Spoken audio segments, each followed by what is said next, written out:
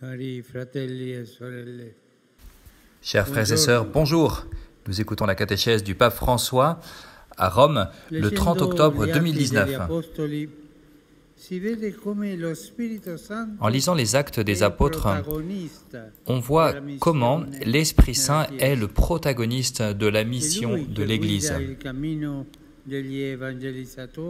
C'est lui qui guide le chemin des évangélisateurs en leur montrant la voie qu'ils doivent suivre. Nous le voyons clairement au moment où l'apôtre Paul, en arrivant à Troas, reçoit une vision.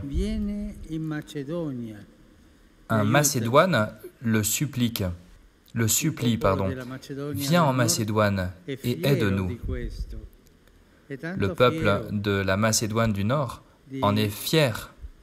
Il est tellement fier d'avoir appelé Paul pour que ce soit Paul qui annonce Jésus-Christ. Je me rappelle bien ce beau peuple qui m'a accueilli avec une telle chaleur qu'ils puissent conserver cette foi que Paul leur a prêchée. L'apôtre n'a pas hésité. Il est parti pour la Macédoine, certain que c'est Dieu lui-même qui l'envoie. Il arrive à la ville de Philippe, une colonie romaine, sur la voie égnatique pour prêcher l'Évangile. Paul s'arrête là plusieurs jours et il y a trois événements qui caractérisent son séjour dans la ville de Philippe. Dans ces 3 jours, 3 événements importants. Premièrement, l'évangélisation et le baptême de Lydie et de sa famille. Deuxièmement, l'arrestation qu'il subit avec Silas après avoir exorcisé une esclave qui était exploitée par ses maîtres. Troisièmement, la conversion et le baptême du gardien de sa prison et ainsi que de sa famille. Nous voyons ces 3 épisodes dans la vie de Paul. La puissance de l'Évangile s'adresse avant tout aux femmes de la ville de Philippe, en particulier à Lydie, qui était une commerçante de pourpre, de tissu, de la vie de Thyatire, une croyante en Dieu à laquelle le Seigneur ouvre le cœur pour qu'elle puisse adhérer à la parole de Dieu.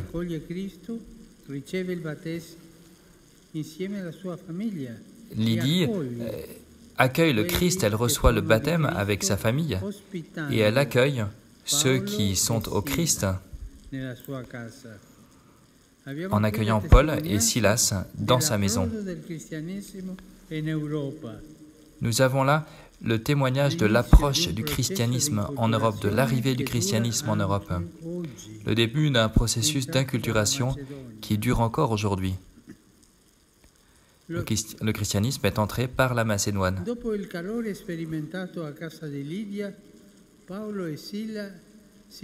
Après la chaleur dont il fait l'expérience dans la maison de Lydie, Paul et Silas doivent faire l'expérience de la dureté de la prison. Ils passent de la consolation de la conversion de Lydie et de sa famille à la désolation de la prison, où ils sont jetés après avoir libéré dans le nom de Jésus une esclave qui avait un esprit de divination et qui faisait gagner beaucoup d'argent à ses maîtres par ce métier donc de devine. Ces maîtres gagnaient beaucoup d'argent et cette pauvre esclave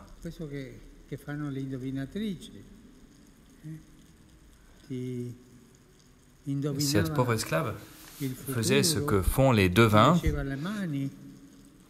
Elle devinait le futur, elle la lisait dans les mains.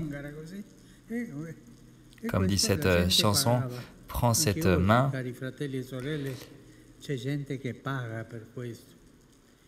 Et les gens payaient pour cela. Et aujourd'hui encore, chers frères et sœurs, il y a des gens qui payent pour cela. Je me souviens, dans mon diocèse, il y avait un grand jardin.